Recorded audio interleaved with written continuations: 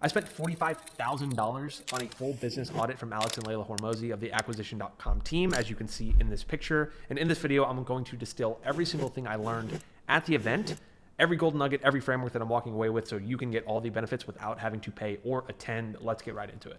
All right, so what we're going to cover in this video is first a very short overview of the VAM event and where it falls in their advisory model. So VAM stands for Value Acceleration Method, and it's part of their framework for taking businesses from 3 to 5 million to 50, 100 million and beyond. Then I'm going to walk through 3 different buckets of frameworks that I emerged from the event with that I'm going to implement in my business going forward: marketing, sales, and then general business frameworks. So diving right into the rapid fire overview. Why do we go? Very simply, we're looking for someone to give us direct insight into our business that has scaled this type of business before. There are not too many people that we can go to for advice or expertise right now that both have built businesses like this and work with a ton of businesses like this.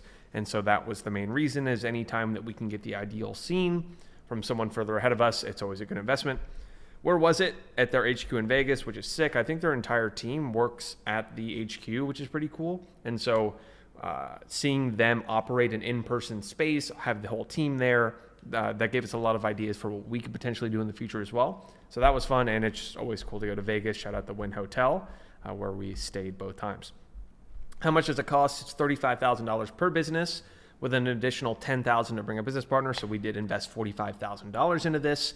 I already hear the comments right now, that's a waste of money. And yes, it is 100% a waste of money if you do not have a business where you can see a positive return on that.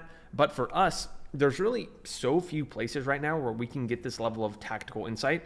So it's a no-brainer investment for us. And we've already, as I came back and started to put these things in practice, I think this could be a 10, 20, 30x return on investment for us. So very excited about that. What is included?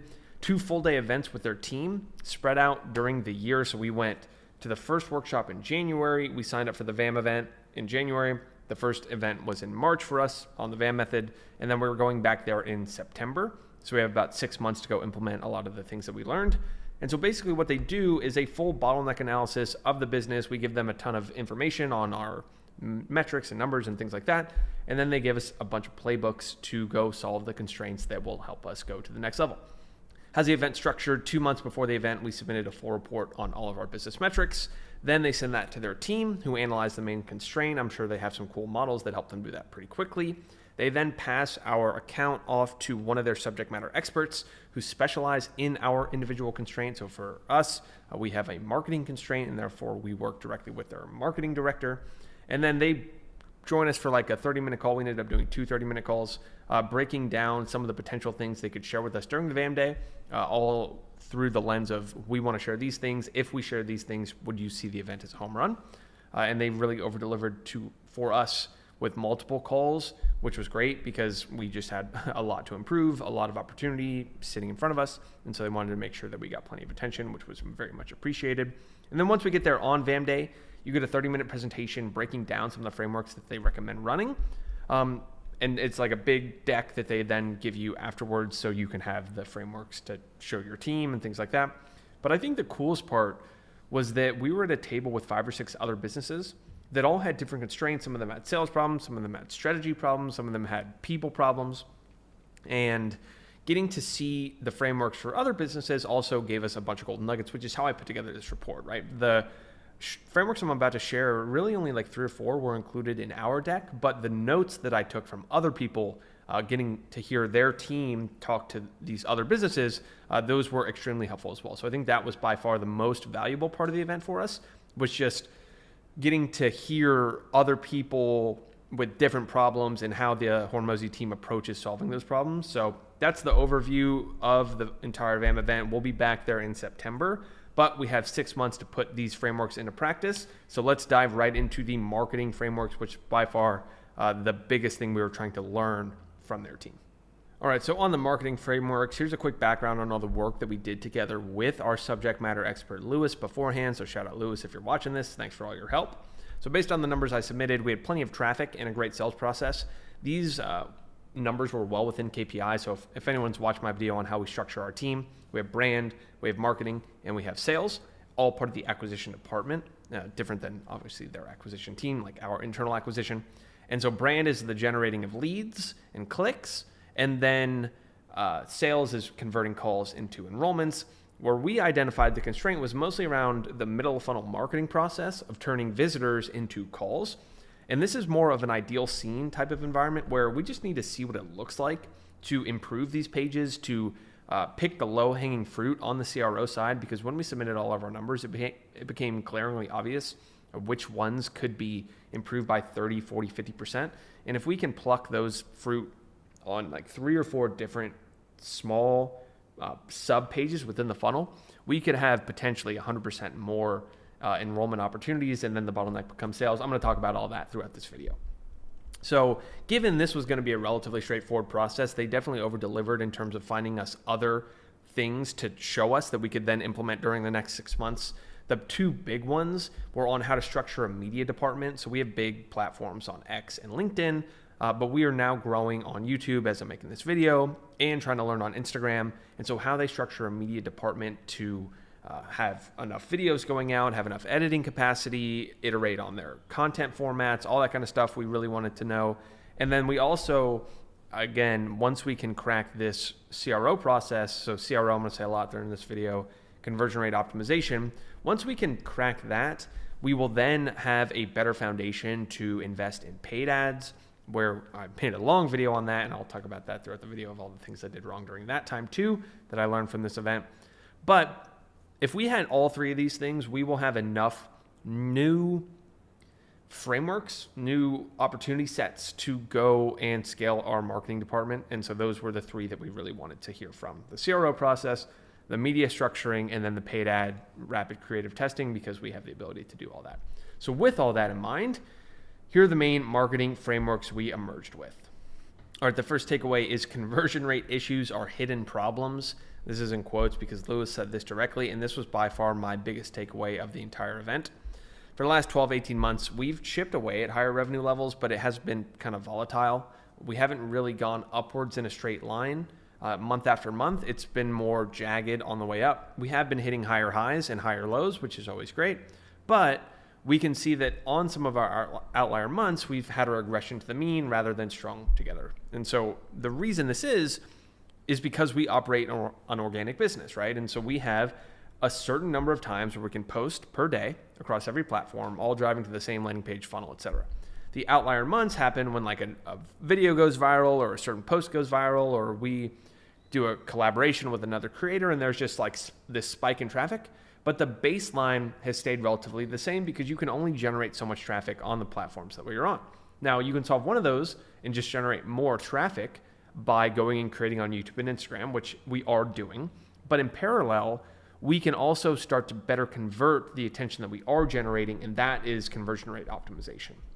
So jumping to here, this is where there was a lot of juice for us. And so we have been generating the same amount of traffic for months, but we spent very little time on the small tweak to convert more of that traffic.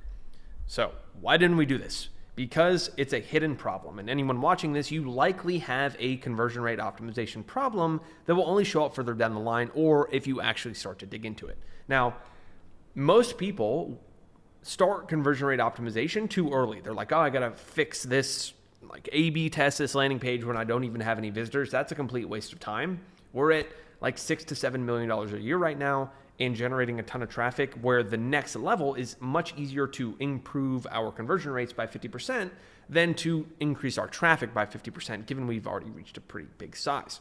So this entire time that we've been running our business, it's been printing money and it's awesome. But when that's working, you're less likely to tweak the pipes that are generating all that revenue. And so for us, it's not that we have some perfect funnel, it's we're making money not because of everything we set up, but despite it. And that's a very important framework. Is you might look at what we have and it's like, why would you go mess with the CRO? It's clearly working. Yes, it's working, but not because it's so great. It's working despite that it's not good enough where it could be. So had we spent the last 18 months making very small improvements, we'd be sitting at a much higher revenue level. That sucks to hear, but it's also very exciting because sometimes you have to feel the pain of a mistake or a missed opportunity before you can actually act to change it. So how do we fix this? The first step is to track data on every single page that received clicks in the entire funnel. Luckily, we've been doing this. I set this up like 6-ish months ago, but we haven't been actually making changes on it. The second step is to compare those numbers of each part of the funnel, each page. And so we run a call funnel, opt-in goes to application page goes to call page goes to call. And so our middle of funnel process is where we need to improve, specifically on the conversion of someone visiting the application page to applying, the percentage of people who apply and then book a call. Those are where we have a lot of potential tweaks, as well as our overall opt-in landing page. There's big opportunity there. So from there, we identify which part of the funnel has the most opportunity, and then we deploy weekly tests on there anywhere we think we could see a 50% improvement. Now this, for anyone watching this, is the single most important mathematical understanding you can have as a internet business owner. And so when you look for 50% improvements, it's not that you take a number from 8% to 50%. It's that you take a number from 8% to 12%. And so here's the example, right? If you're at 8% and you go to 12, that is not a 4% increase. That is a 50% increase in the business. And you have to stare at that to understand. But if I have 100 people visiting a page right now and 8 of them opt in, and then I take that same page and I make it so 12 of them opt in, the difference between 12 and 8 is 50%. So the business quite literally grows by 50% if you take a number from 8 to 12. And that's wild. I've known this. I have a math background. Like, I understand this, but it's not until you actually feel, because that's a big example. But going from 8 to 10% is a 25% increase. So also huge. And so we have the biggest opportunity is on our landing page, where we currently convert like 30% of people. If we got that to 36%, that's a 20% increase in the business. If we get that from 30 to 42, that's 20% or 40%, some big number. And that's the most exciting thing we emerge with, is that how many opportunities we have to string together 10 to 15% improvements, right? Because if I take a number from 10 to 12% or 10 to 11%, that's a 10% improvement in the business. And that's exciting. So that's step one, is understanding that we have a hidden problem that we can go and solve. Now, step two is realizing there are people who do this full time who are much better at it than we are. And so I talked about in my last video is that our size right now, it's no longer worth it for us to bootstrap a department that we've never run before.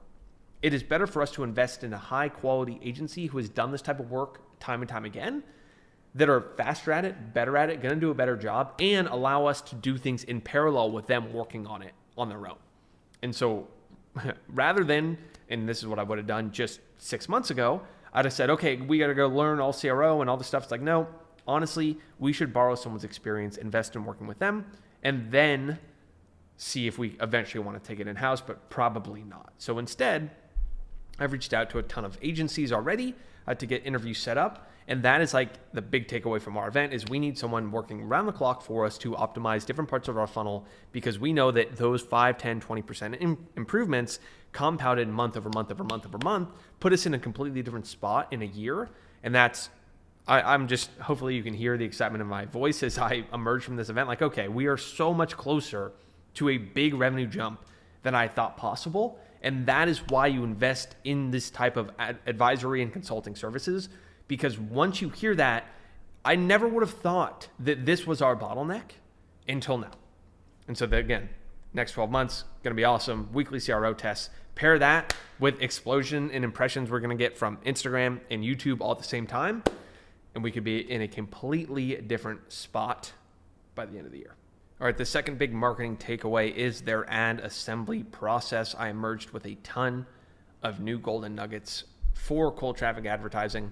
I've made a video on this. You can find it under 9 lessons I learned failing to scale to $1 million a month, talking about my journey with advertising. And I messed it up because, as with anything, I tried to bootstrap it. I didn't have the ideal scene, and we had a couple things dramatically wrong. We were not making nearly enough new creative for the amount of money we were spending, roughly $100K a month. We were using Facebook. For anyone who's a media buyer knows that CBO allows Facebook to make the choices for you based on their algorithm of what ads they think will be best. There's actually a better way to do that. And then we let decent ads linger for too long rather than allocating that spend to a new ad. So since then, we've pivoted our ad strategy to start sending or start running DM ads and allow our setters to work in there. It's already starting to work quite well, but we know that if we want to scale it up, we're going to have to significantly increase the cadence at which we film and create and produce new ads. So this is where this framework comes in. So for anyone who's not running paid ads, this is not going to be that relevant for you. But for those who are trying to better establish a paid ad business on top of their organic, this is going to be extremely relevant for you. And so the high-level summary of the framework, it's 70-20-10. And I think he got this from Google. I don't really know. But basically, you will start with 6 angles that will make up the meat of your ad. You'll then bolt on 5 different hooks to each angle, which gives you 30 different ads to run. And for us, we're going to actually take this a step further and have both me and my co-founder film the ads. And that's going to give us 60 ads to run with each time we run this process. So this would be the first thing we do.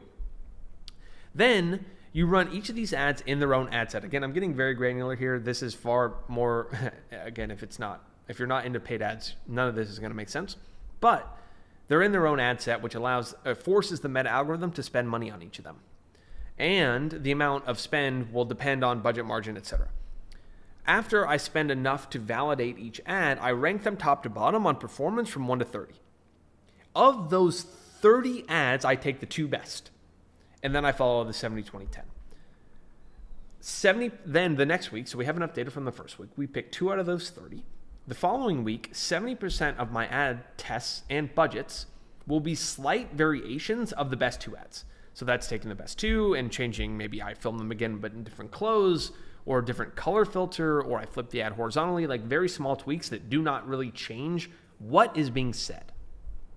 Then 20% of the ads will be quote unquote decent variations of the best 2 ads. So I could take a different hook, I could have a different person speaking, I could have a different setting entirely, basically changing it in a way that you might have like a hunch that someone would react differently to the ad, versus these very little is actually changing. And then the last 10% will be a completely new ad that forces constant new creative retesting. So to summarize, in week 2, I'd have 30 ads that look like this. 21, so 70% of 30, are extremely slight variations of the 2 winning ads. 6 of them are significant variations of those 2 ads, and then 3 ads are completely new tests. So how we would do this, actually before I show you that, then I just repeat that process. So this guarantees that we have a data-driven way to keep my best ads receiving significant amounts of spend. So what happens is, because those 2 ads that work the best then get 20 very subtle variations to them, 70% of our spend the next week is going to be on those ads that were the best from the last week. And if none of them worked, obviously you would do it again. Like you would test more angles. But this right away goes, okay, we know that each week we are going to pick the best ad and scale it with very slight variations that allow us to scale it in a way that reduces ad fatigue. And then you also are guaranteed to have enough new creative testing where you're launching at least 1 new angle every single week and comparing it, and they're all getting the same amounts of spend. So that's the aha moment to me, is like, because all 30 ads each week have to compete their way to the top, they are then, like each week you have a new chance to have a new angle that pops. And that, again, was something we were not doing. And lastly, enough for your media buyer to constantly turn the ads that aren't working off, scale up the winners, shut down the losers, etc., on a daily basis rather than a weekly basis. So how this would look is like, let's say I've had 6 angles. One of them was clearly the winning angle, and then the 2 variations of that were some of the highest performing. I would then have 21 variations of that best angle, 6 ads that are slight variations of that same angle, so we're doubling down. But then 1 ad, I would launch 1 new angle with 3 hooks. And that's what we plan on doing. And so the 3 ads that are completely new tests are really 1 angle with 3 new hooks. And that's what you're constantly adding to the algorithm each week. So right now, we're not in a season of doing a ton of creative testing. But the most scalable lever in our business right now is getting our DM funnel to work. And so if we can get our DM funnel to work even better by having new creative that gets people to opt in and restarts conversations, that's the most scalable one, that we can have a team of 4, 5, 6, 7, 10 setters at certain levels of spend really working those conversations. And to do that, we would have to have enough creative. And so this is the framework that we will go with once we get there. All right, my next takeaway was how they structure their media team. So for anyone who follows the Hormozis, you know that they're everywhere at all times on every single platform, blowing up, going viral, tons of educational, actionable information. And I wanted to see how they organize the team that allows them to do that. So over the past few years, we spent a lot of time writing on places like X and LinkedIn and Threads. We are a writing-based business. So that's how we're able to be everywhere, because it's only marginally more editing, formatting to repost to all these other platforms. But for the last 6 months, we've started to invest in YouTube, as I'm making with this video, and Instagram as well, because they said, and this was off the cuff, that 80% of their opt-ins come from those two channels. So right away, we're like, okay, we have huge opportunity to just start building brands on those platforms, and that is going to significantly increase our overall amount of traffic. However, that is difficult to do. Like, you need more human beings involved in the process to build these media-based rather than text, so video media versus text media. And so this is what I was really looking for, because you cannot find like a team structure in ChatGPT or some course or anywhere online. You have to go to someone who has iterated on this structure. Like, I can only imagine the number of times that they've iterated the media team meeting cadences and like department org structure and incentive structure and comp structure and all these other things. I'm going to go pay someone, which is what we did, to give us that ideal scene, so that when we want to build our media team to that level, we don't have to go do all those mistakes. We can just buy their experience as a one-off purchase. And so that's where we are now. However, for you, my lovely viewer, this is the only part that I'm going to keep fully behind the kimono, because they were very clear that they've never released this publicly. They had to, our subject matter expert Lewis kind of had to pull some strings, and so he said if he could, or if we could, he knew we'd make a video about this. Keep this part off the internet, because they haven't publicly talked about it, and I'm going to give Alex the respect there to go talk about their media team structure. I'm sure anyone watching this would be interested in a full breakdown from him, so maybe if he's watching this, we'd love to see this on YouTube as well. But I'm not going to be the one to break this media structure down when they haven't even done it themselves. So sorry to not be able to share that part, but again, this is why sometimes you pay for all the information. So if there's one takeaway that I'm not going to share publicly, it's going to be that one. However, I will share a very cool golden nugget that we walked away with about how they incentivize their editors on video performance. So they have a $250, that might not be the right number, but something in that range, whenever someone posts a video that goes viral. Why? Because that's the incentive, or what they're looking for most on their media department is viral videos. And so this incentivizes the team to do two things. One, look extra hard for clips that could go viral, which means they're going to spend the discretionary effort to go find the clips that, again, could go viral. And then second, they're going to edit them in a way that increases potential virality. And that is usually 1 to 2 extra hours of retention-based editing. That's the difference between a video flopping and a video taking off. And so that golden nugget was huge. We're going to implement the same thing. And you can also have that for any of your text platforms. If they have things that go viral, you can give your ghostwriters a bonus, and we plan on doing something similar. So that was the real golden nugget on media. Sorry I can't give this full breakdown. If Alex goes ahead and makes a video on this, I'll talk about it in the future and how we're going to implement it within our team. But for now, got to keep that one under wraps. All right, next we talked about an ideal page structure for landing pages. This was one of the best practices that they shared with us. Our opt-in rates are decent, like 35% on our main page. But if we get those to 50%, 15 over 35 is 42% increase in throughput of the funnel. So this is the highest leverage place for us. So the golden nuggets on page structure, 80% of the optimization should happen above the fold. And so most people consume social media content on their phone. And so we have invested in mobile optimization. And so we would always look at things like this picture I even took right here is from desktop, but people opt into stuff on their phone. And so we have not done a good enough job optimizing that of what's above the fold for mobile. This was another, like, you can't hear this from anywhere else unless you have people actually in the trenches.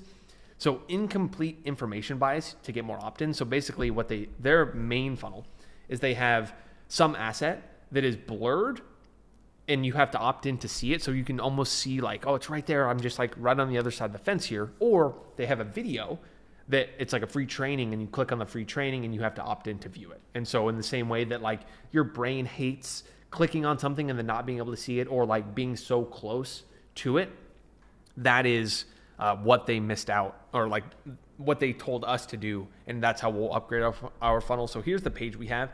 You can see there's no like incomplete information. There's too much information. Most people are not reading it. And so their structure is headline, blurred video or image, and then testimonials. And that is it. So we have a lot of stuff here.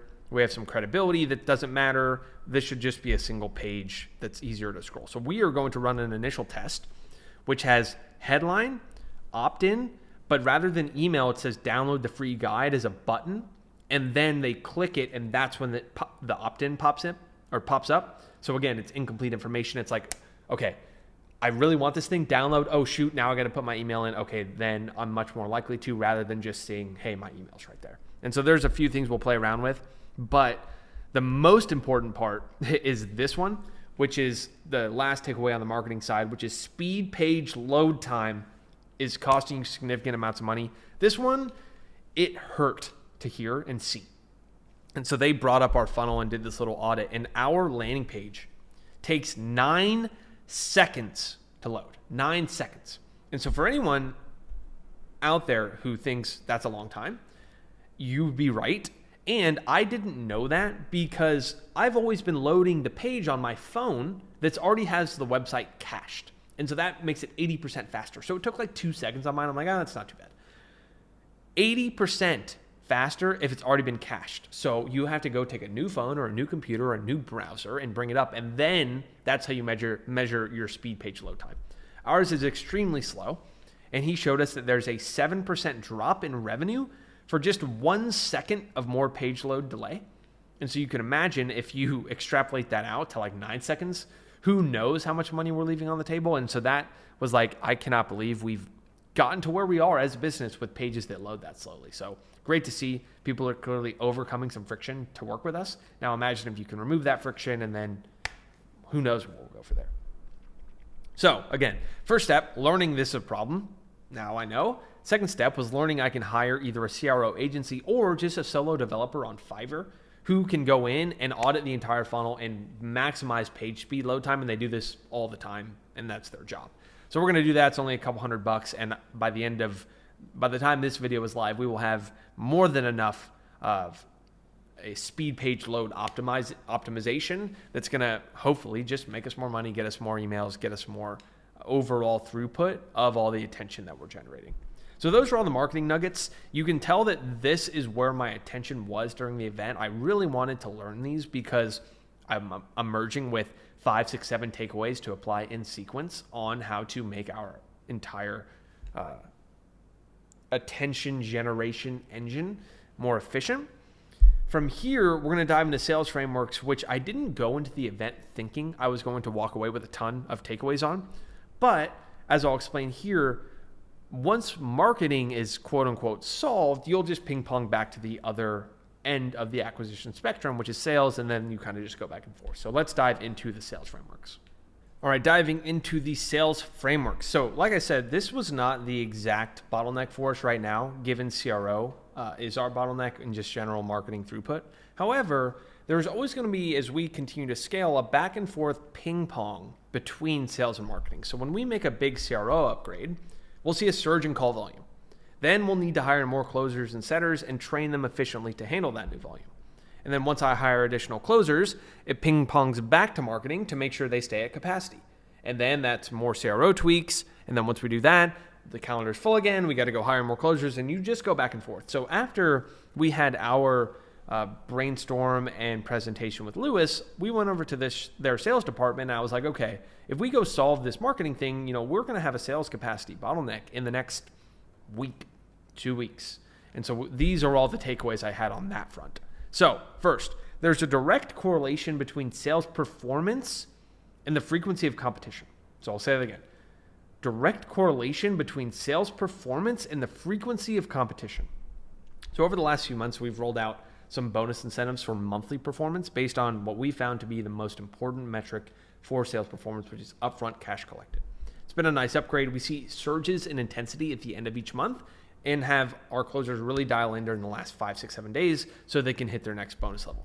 However, the golden nugget from the Hormozi team was to do the same thing, but on a weekly basis rather than monthly. So a few reasons why. First, they have a constant carrot at the end of the stick for them to put in the extra discretionary effort every single week, not just at the end of the month. Since the competition ends on Saturday night and it incentivizes competition into the weekend, the biggest problem usually is that there's a lot of people in our ecosystem who want to take calls on the weekend, but it's not the best lifestyle thing for our sales team. However, if they have the opportunity to make a lot more money, they are more likely to do it. And then lastly, it resets the clock each week. So if you're only incentivized on monthly performance and you have just a terrible off week or you take a vacation or something like that, it's more likely that you have a poor month because you're behind. But on a weekly competition, it resets, you get a fresh slate, and you can go get after it. So we are going to create the weekly incentive structures like this, tiered cash bonuses based on performance each week.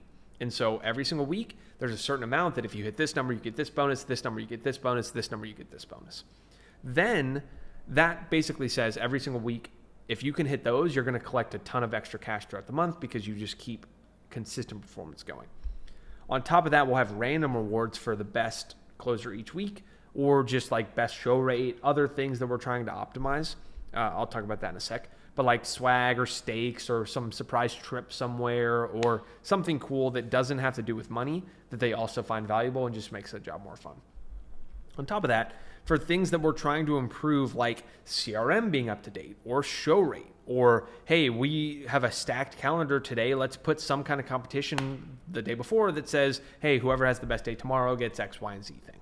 And then random QCs for doing like sending morning voice notes or any parts of the sales process that we know are leading indicators for high performance. That's what we want to reward as well. So high level takeaway, if you only incentivize them on performance, having constant competition and prizes will keep it fresh, make it interesting, and lead to overall more discretionary effort and intensity than if you only do things on a monthly basis.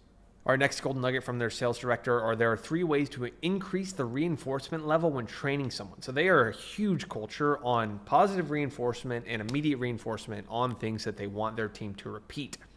And so they said there are 3 ways you can increase the level of reinforcement a reward provides. First, you do it randomly. So when you reward someone on a consistent basis, the novelty of it wears off. Like if I know that after every time I do this certain thing, I get a reward, I'm less likely to do that thing to get the reward because I know it's coming. However, if I randomly give a reward like a slot machine, right? If you won on the 8th turn every time, it'd be boring. The reason people play is because you have a chance every time and you know it's going to come at some point, and that's what keeps it exciting. And so having that built into our reward culture gets people to continue to do the behavior because they don't always get the reward. But when they do, the reinforcement is so much stronger that it keeps them going. Second is quickly. So the faster you pair reward with behavior, the stronger the level of reinforcement. I've talked about this one. I hear from them all the time. Like if a dog goes to the bathroom in the house, you swat it immediately, they'll be way less likely to do it. But if you come home and 8 hours later, you swat them, they're like, I have no clue what you're doing that for. Not that you should swat your dog in the first place, but completely different aside there. The closer you can pair a reward with the action that you're trying to reinforce, the stronger the reinforcement. So right away, if someone does something good on a call or they close a deal, if you can reward them immediately, they are going to be more likely to repeat that in the future. And then lastly, you want to reward people publicly. So if you reward someone via DM and you do the same thing in the full team channel, it's far more likely that you get a better response based on the one that was in public, because you get a little bit of status. When there's a status increase with a reinforcement, it is going to yield a higher result. So I just like little nuggets like this where I hear, I'm like, okay, cool. How can we implement that with our sales team? How could we implement that with our marketing team? How could we implement that with my children one day, right? So these are all just little cool things that I wanted to take away and share with you as well. All right, so with that in mind, the next takeaway was we want to reinforce every sale with as many people as possible. So this came from Ed. Ed, if you're watching this, thanks for a great event again. And he talked about how he used to work at a gym, or he's been in the gym industry his entire life. And so he's been wearing hoodies basically every day. And he was a little bit reluctant to get into this private equity, I wear a suit every day mode. And so Layla, their CEO, one day had a tailor come in and give him custom fit suits, like an offer he couldn't refuse. And saying, Ed, it's really time. You got to start wearing a suit. It looks more professional. We're dealing with more high-level clients, et cetera, et cetera. Then the next day after he got his suits, he came in and Layla sent a company-wide memo excluding him, basically telling everyone to hype up Ed on how good his new suits look. Ed works very closely with Layla, and so he knew she did something like this and that she was up to something, because one by one, every single person throughout the day was like, Ed, nice suit, great suit, you look great, wow, so I love that color, whatever. Janitor, front desk, security detail, basically every person. And the best part, he knew exactly what was going on, and it still worked. Because the next day he was like, wow, last time I wore this suit, I felt great all day. And then I repeated that action. And so how I want to take away with our team is like, it shows the power of team-wide praise and reward. Is that if you're working with a group of people, the level of reinforcement that you can have on a very positive reward is huge if they all do it all the time. And so anytime one of our closers or CSMs bring in a front end or back end sale, our goal is to reinforce that with as many people as possible. So that comes from the executives, comes from the department heads, comes from the individual contributors. We want to create a culture where the most important things in our business are rewarded constantly. And so that was just a great takeaway for us. I love that story too, of if you want someone to do something, get everyone on the team to say that's a good thing that they're doing or a good job or something like that. And we're going to implement that across the board. All right, the next sales takeaway is the best way to incentivize speed to lead is a free-for-all setting process. So this was another new ideal scene for me. So we've been circling around various ways to come up with systems that better incentivize our setters to call our applications who do not book. Their team repeated time and time again that the single most important factor is simply how fast you call them. Not how often you call them, but how fast after they take an action that they don't complete, do you call them 2 times. This is not something we've ever done because we haven't had the closer capacity to really take on a whole new opportunity stream, but we have so many qualified leads who are slipping through the cracks because we're not calling them, because our setters are responsible for a ton of different things. So the fix will be for any lead who comes in and does not fill out or book a call, but they apply. Our goal is to call them within 60 seconds and try and get them locked in. The biggest reason they don't book is because there wasn't a time that was available. But after they leave this page and they go back to Instagram or they go back to wherever they were, they're far more likely to actually end up booking. It goes from something like 70% down to roughly 20, which is huge. So to fix this, we're going to have a free-for-all system. When any time a lead applies but doesn't book, they become open. Whoever calls them first with a double dial claims that lead. And so at any time, you're not guaranteed as a setter to get these super warm, easily settable leads. You have to be on your game, claiming those leads and calling them as quickly as possible. And then they stay on your list for 7 days. You contact them daily over those next 7 days. If they are not contacted during that window, they are passed off to another setter who has the opportunity at any time to call those leads. And then what we'll do is, because of the bottleneck I mentioned earlier, where most people that we call or that don't book because they, you're going on vacation this week and you got to wait till next week to go, then we will actually just create a dummy calendar that has like exceedingly expanded availability so that we can make sure, hey, okay, I can't do till next Tuesday. Great, let's book you in. All right, we're all set. So rather than having a round robin that automatically routes the leads to setters, this free-for-all process says, hey, whoever's on it the most, whoever's the most active, whoever is the most hungry to start to set appointments, you can win all these leads, and that will fix our speed to lead problem. So very excited to roll that one out. All right, another big ideal scene was how to scale a team of closers and setters. So we currently have 4 closers, 3 setters, and over the next few months, I see us getting to 6 and 6, which is a lot for one sales manager to handle. So I've talked about how we brought on a killer sales manager recently, and now we have to continue scaling that team. The natural progression here is to elevate one closer and one setter into closer lead and setter lead. So they become player coaches. This frees up time for the sales manager to focus on things like QC, recruiting, and training without having to do as much of the maintenance activities that is more of an ongoing process. So how this looks, and for anyone who runs a sales team, this is going to be very valuable for you. The closer lead has 3 or more closers in his pod that they manage on top of closing full time. And so the breakdown is roughly 80-20, where they spend 80% of their week taking calls and 20% giving feedback. However, this is not a daily breakdown. It's not like they do 4 days of closing and then, this is not 80-20 each day where they take, morning meetings and then calls all night. It's more like 4 days of sales calls and 1 day of management, or 3 days of sales calls and 2 days where the morning's management, afternoon sales calls. The context switch of managing and closing every day is just too much. And so it's better to segment or batch those management activities into 1 day and then have the rest of the day they're really still being a closer rather than a closer player coach. Same thing for setter leads. 80% of the week spent in the field, 20% spent giving feedback, managing the other setters.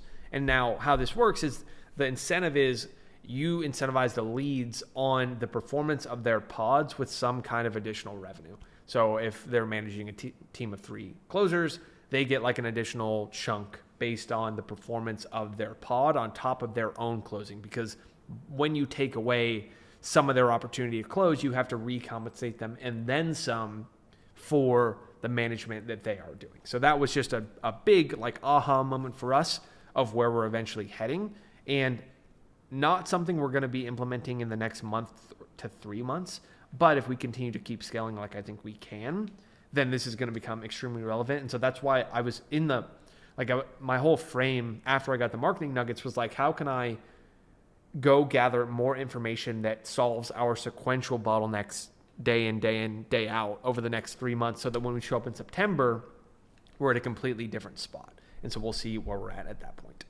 All right, this was a fun one, what it means to be a good listener. So one of their big themes is like operationalizing terms that people throw around without ever defining. So like, what does it mean to be patient, doing things in the meantime? What does it mean to be consistent? What does it mean to be resilient? Like Layla had a great quote that's like, resilience is just how quickly you can return to baseline. And then reactivity is how far up or down you go from baseline. And so that's cool. It's like if you're a non-reactive, resilient person, you don't react strongly to things and you come back to baseline very quickly. So I'm just going to go off on a tangent here. Like a non-resilient person gets rattled and then stays rattled. A resilient person that is reactive gets rattled and then is immediately unrattled. Then you could also have a non-reactive, non-resilient person who doesn't react very much, but they don't come back to baseline. They stay a little bit pissed off all day. And so that's just a cool way to think about it. It's like, all right, if I'm trying to get better at those two things, I need to come back to baseline and I need to not deviate from baseline very much, and you can work on those. But what does it mean to be a good listener, right? So they're a great listener. What does that actually mean? And they have chunked it down to 3 behaviors. They nod their head when someone speaks. So you go, just like this. You go proper ahs and oohs when someone speaks. So you go, ah, just like that. And people think you're a good listener. And then lastly, you repeat back to them what they said. So it's like, so it sounds like, and correct me if I'm wrong, but you're struggling with this and this and this, and that is leading to this. Is that correct? And if you do all those 3 things, you are a good listener. And so what they do, it sounds silly, but everyone on the team role plays how to do this. How to be a good listener, they practice. And their sales team, as a result, everyone says they're good listeners. Everyone on their team, they're talking to you, they go like this, and they train these behaviors. And so I'm looking forward to running through experiments like this, but seeing them take a term that is so amorphous, like good listening, and chunk it down to 3 behaviors, I love that. So I want to share that with y'all as well. All right, the last takeaway is to have a closer rubric for them to diagnose their own calls. So he showed us this big spreadsheet that anyone on the team can grade one of their sales calls using, including someone that's on the sales team or not on the sales team. That's how straightforward it is. And so one of the bottlenecks that we see is whenever we're doing call reviews, like what part do we actually dig into? Where do they have the most opportunity to improve? And it's hard to see with an hour-long call where that actually is unless you have a checkbox system. So what they have is like a 31-ish rows that grade each extremely specific part of the call with not quite good or great score. So they can have the closer grade themselves and then pass that graded rubric on to the manager, who can then appropriately coach to the part of the call that they have the most opportunity to improve. You could also have a sales QCVA whose sole job is to do this. We don't have that. We're not very close to having that, but I thought that was a cool process. And he also has one for off the call that's like, hey, how are you taking care of your body, your mind, the small details, like CRM being up to date, right? if you're off and you're having a bad week, he has them fill out the rubric and it's like, oh, I immediately know what behavior led to this. I need to stop doing those things and then prevent them from happening in the future. So they have just really done a good job operationalizing the business as much as possible into simple checklists. And that is the meta takeaway from all these sales frameworks, is like, how can you eliminate the variability in the performance of your team that also allows them to perform much better given the constraints and setups that you provide them with. So that's it on the sales front. Now we're going to dive into general business lessons. These are just things that I started to witness throughout the event that I want to apply to our team that really don't have anything to do with sales or marketing specifically, but are just in general how to operate a great business. So let's dive into that next. Alrighty, so we talked marketing, we talked sales. Now on to the last part, which are general business lessons and realizations. So aside from sales and marketing, like I said, I emerged with a few things from how they structured the event to some conversations with other business owners, and this is that list. First, to remove yourself from sales and fulfillment, you must edify your team. So we paid $45,000 for this event, and Alex and Layla were not there, which is pretty cool. Like, as a business owner, my goal was to remove myself from sales and fulfillment. It was really cool to see them be at a place where they could do that. And they did this, or they can do this for a few reasons. One, they have an extremely qualified team where everyone on their team knows what they're talking about. And they do a great job helping you understand that their team's actually more qualified to talk about some of these things during the initial workshop. So every time, or during the initial workshop, they have team members present a lot of those things. And that helps you go, okay, cool. I'm happy to listen to their team because they just demonstrated a ton of expertise on this. And so they do a great job with that. And at the same time, they also, before any of them spoke or before they assigned us to the subject matter expert group, they do this big presentation with like a ton of the accolades that every single one of them have. And you immediately go, okay, cool. Like, this person has status, they have credibility, they have experience such that I'm not going to be sitting here like, oh, I want to talk to Alex and Layla. Like, your team doesn't know anything. Not true. And they do a great job with that. So we are going to implement something similar with our pre-call sales emails that hype up the enrollment advisor that they're going to be talking to, as well as our success team saying, hey, you're working with so-and-so, here's their experience with so-and-so. Big like golden nugget for me is just, if you want to remove yourself, you have to help your customers realize that they're actually getting a better experience talking to these other people than if they talk to you. All right, another little golden nugget. There are two ways to learn anything: modeling and role play. And so Layla has been working with the CEO coach who works with Sam Altman, which is pretty cool. And this golden nugget came from them, which is basically you can change behavior in two ways. You can watch someone do something, or you do something yourself with a guide. It sounds very simple, but you can use this to change any behavior in the fastest way possible. So if you want to become better at sales, you should watch the best closer, modeling, and role play with the best closer. Very easy. If you want to write better emails, you should read all of our best emails, and you should write an email and get immediate feedback from our head copywriter. That's role play. And you can do the same thing with any habit or skill. If you want to stop eating late at night, you should talk to people who don't have that behavior, ask how they overcame it, and learn those frameworks, and then practice doing that behavior before you're put in the situation. Like the response you'll have, or the question you'll post yourself, or the replacement behavior you'll turn to. And the hardest part about seeing this framework is how simple it is. And yet everyone thinks there's some big complex way to like get a better habit or learn a skill. And no, you need to watch someone really good at it, and then you need to do it yourself. And hearing those, sometimes one of the things they repeat is that most people need to be reminded more than they need to be taught. And just seeing this reminder of like, you don't need to overcomplicate training. You don't need to overcomplicate trying to improve yourself or your own personal development. No. Watch people who are good at it and do the thing that you want to do with someone who is good at it as well. All right, another one for anyone who runs a community: to keep people from leaving, give them status. So this was cool, is from a conversation I overheard on community retention. People don't want to leave when they have status built up. Very simple. If you're a senior level somewhere, you're less likely to leave than if you're a beginner. And so there are several ways you can do this. You can give them titles based on how long they've been a part of the community. So, each month they're there, they get like this new prestige title. That's cool. Or year, whatever. You can give them virtual or physical swag. that other people can see that they don't have. So exclusive hats, exclusive t-shirts, exclusive merch, whatever it is. Or you can give them access to things like calls that they only get after they've accomplished something important and that they only get to attend because they accomplished that thing. So any combination can work, but the most important part is having a clear roadmap for them to unlock that next level of status. So that not only do they have status, but they have the understanding of how they'll get even more of it.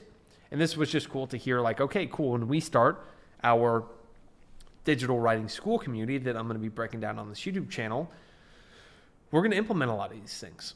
And figuring out how to give status in a way that doesn't cheapen the brand, but also gets people to stay for a very long time is going to be a cool challenge for us to solve. And I just thought that this was worth sharing. All right, I really should have put this one earlier on because I think it's one of the most important things I learned. And it's that most young talent is better compensated with life coaching than with money. And so this came from Ed, one of their workshop, or the operating partner for their workshop division. And he's one of the oldest people on the team at 38. And he told a few stories of how young employees, he's been able to get below market rate because he invests in them as people during their one-on-ones. So he undercompensates them financially, but overcompensates them in attention and guidance. So on his one-on-ones, which he holds weekly with any employees he's mentoring, and that's important to see or to recognize, he rarely talks about business. Instead, he talks about things they're working on outside of work, like their personal development. So personal finance, productivity, health and fitness, habits. He's like, yeah, I built finance trackers for people. I built, to-do list templates for people. I built workout plans for people, nutrition plans, all that kind of stuff. Or eventually where they want to go. So again, not the job that they currently have. It's outside of work and then where they want to go long-term. Then he helps them unpack the skills that they're lacking or will need to build along the way for them to get to that next level. So some people do not want to invest so much in their team, and that's fine.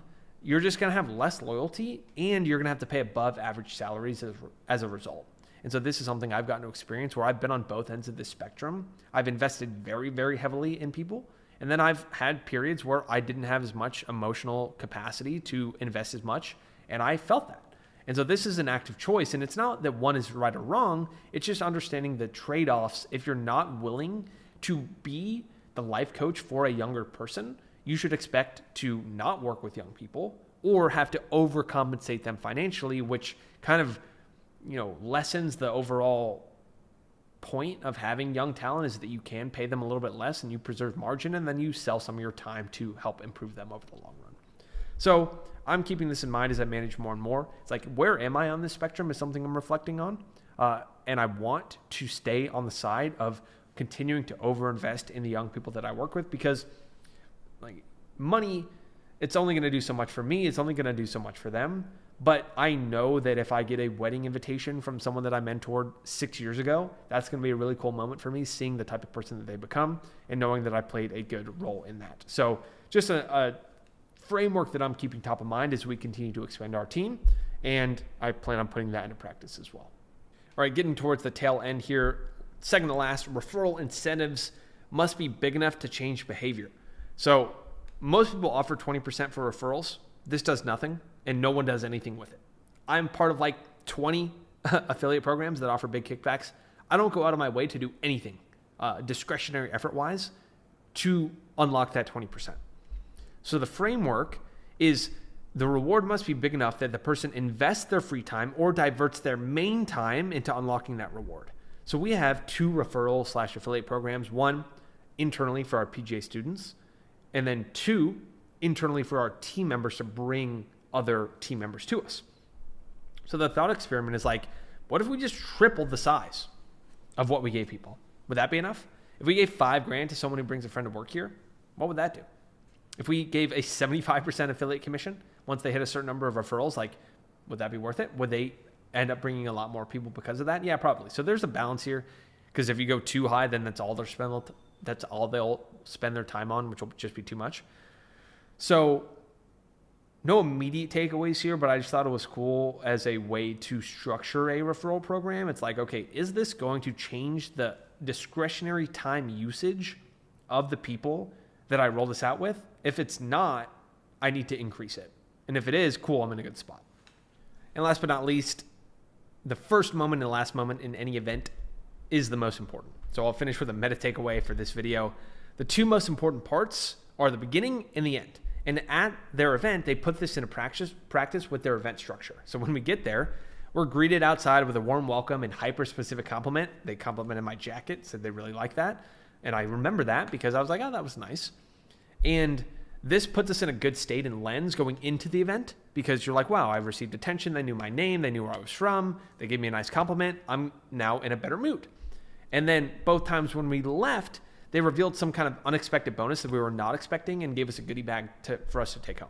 So to be honest, like if I didn't write all these things down, I wouldn't remember quite as much as what happened from the event, but I would 100% remember the things that I went into the event and experienced, and then the things that happened right as we left. So those are the big takeaways overall that I'm going to implement for my YouTube videos, for my in-person events, for our team onboarding, for our client onboarding. All of those different parts are all very important. All right, and that's the full breakdown of everything I learned, spending $45,000 on this experience. Would this be worth it for every business owner? Absolutely not. But like I said, at our level, you can only get this type of hyper tactical information in so many places. So this is exactly what we needed to get to the next level. And that is all we went into the event looking for, was how can we maximize the chance that we get to the next level, and where can we find that information? We found it here. That's all for this video. If you want to see another video where I talk about my takeaways from the first event at the Hormozi workshop, click this button right here and I'll see you there.